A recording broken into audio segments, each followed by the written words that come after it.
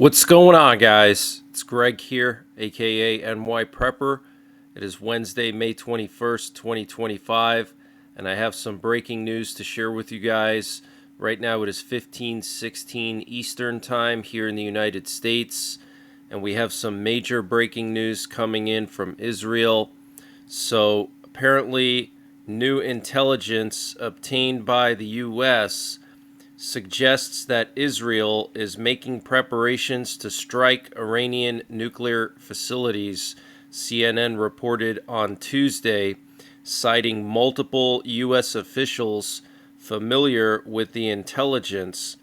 It was not clear whether Israeli leaders have made a final decision, and there was disagreement within the U.S. government about whether they would ultimately decide to carry out strikes, CNN added, citing the officials. One source familiar with the intelligence told CNN the likelihood of an Israeli strike on an Iranian nuclear facility has gone up significantly in recent months. The person added that the chance of a strike would be more likely if the U.S. reached a deal with Iran that did not remove all of the country's uranium, CNN added. The new intelligence was based on the public and private communications from senior Israeli officials, as well as intercepted Israeli communications and observations of Israeli military movements that could suggest an imminent strike, CNN reported.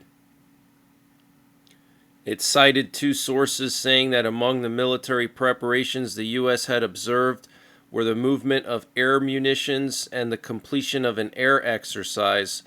Earlier on Tuesday, Iran's supreme leader, the Ayatollah Khamenei, said U.S. demands that Tehran stop enriching uranium are excessive and outrageous, state media reported, voicing doubts over whether talks on a new nuclear deal will succeed.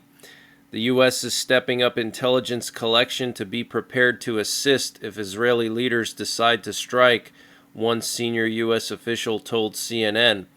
An Israeli source told CNN that Israel would be prepared to carry out military action on its own if the U.S. were to negotiate what this source described as a bad deal with Iran that Israel cannot accept. I think it's more likely they strike to try and get the deal to fall apart if they think Trump is going to settle for a bad deal, said the other person familiar with the U.S. intelligence.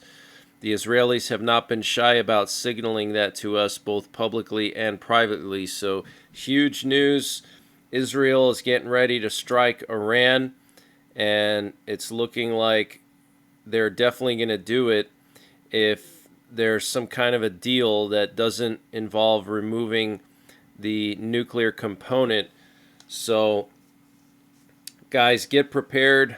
The situation could get very serious if Israel strikes Iran, and oil prices jumped up 2% last night when the news broke about this.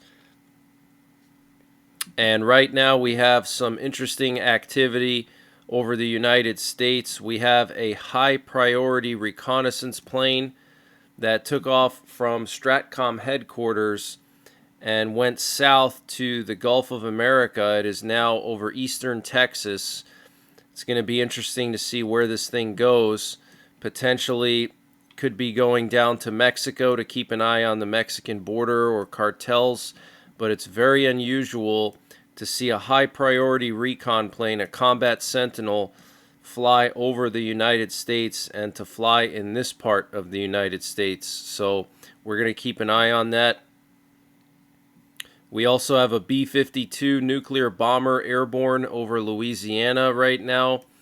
And we also have an aerial refueler looping over Whiteman Air Force Base, which is home of our stealth bombers. Okay, so here you can see Whiteman Air Force Base, and this refueler was doing multiple loops here, so probably refueling stealth bombers on some type of a mission or patrol or exercise. And then we also have this sub hunter off the coast of Washington. This is pretty unusual. There might be some kind of a submarine threat over here, probably Russian or Chinese subs off the coast. So very, very interesting.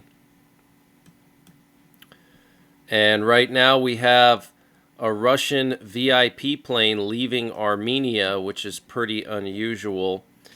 And Iran's top general has arrived at the Pakistan border with Iran to oversee contingency planning for a national emergency in Iran that would require shutting down the border with Pakistan and Afghanistan. Major General Mohammad Bagheri, Chief of Staff of the Iranian military, arrived in the city of Zahedan on Tuesday, close to the border between Iran and Pakistan, to oversee ongoing military planning for a future contingency to close the eastern border of Iran with Afghanistan and Pakistan in the case of a national emergency declared in Iran. Wow. So Iran is preparing for this Israeli strike, okay? And there was an attack on a bus in Pakistan which killed several children, and now the Pakistan army is blaming India, saying that these were Indian terror proxies. Interesting. And the U.S. president said he was not at all concerned about the buildup of Russian troops along the borders with Finland and Norway. And the armed forces of Ukraine recorded the accumulation of Russian army personnel near the state border in the Kharkiv direction. This may indicate that Russia is preparing for an active assault into Kharkiv or possibly Sumy. And Russia's Khmeimim air base in the Latakia governorate of northwestern Syria came under attack earlier yesterday by an organized group of heavily armed gunmen, with explosions and gunfire heard coming from the area of the base for several hours on the morning of May 20th. According to Russian sources based in Syria, at least 2 Russian soldiers were killed and several injured in the attack, with the attackers claimed to have been from Uzbekistan. Very interesting. And we know that the Russian president visited the Kursk region yesterday, and there were some people there telling him that Russia needs to go into Sumy and conquer Sumy. And the Ukrainians said that they attacked a semiconductor plant in the Orlov region of Russia last night. Apparently they used this plant in Russia to produce control and communication systems as well as electronic warfare systems. And Russia said that over 150 drones were launched from Ukraine. According to the Russian Defense Ministry, several airports were closed. And Poland has no intentions of sending troops to Ukraine. This is a final decision, said the Polish Prime Minister.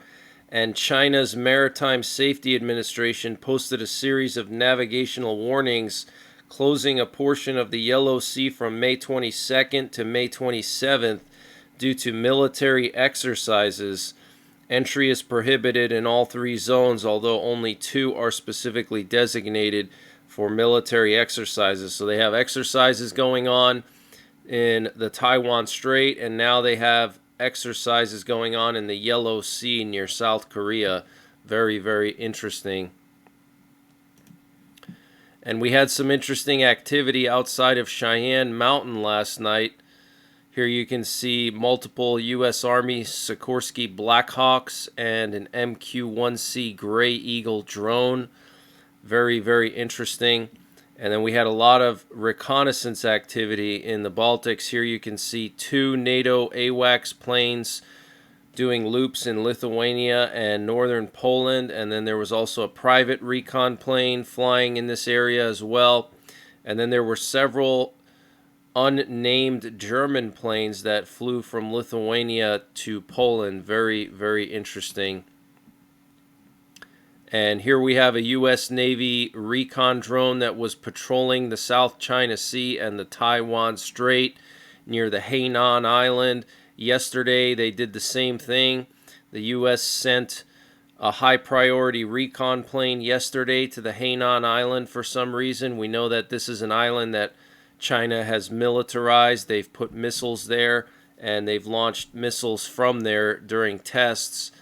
And for some reason, we're keeping an eye on this island. In the past 2 days, we've been sending a lot of recon assets there. So we had the high priority combat sent, which sends intelligence directly to the President and the Joint Chiefs yesterday in this area.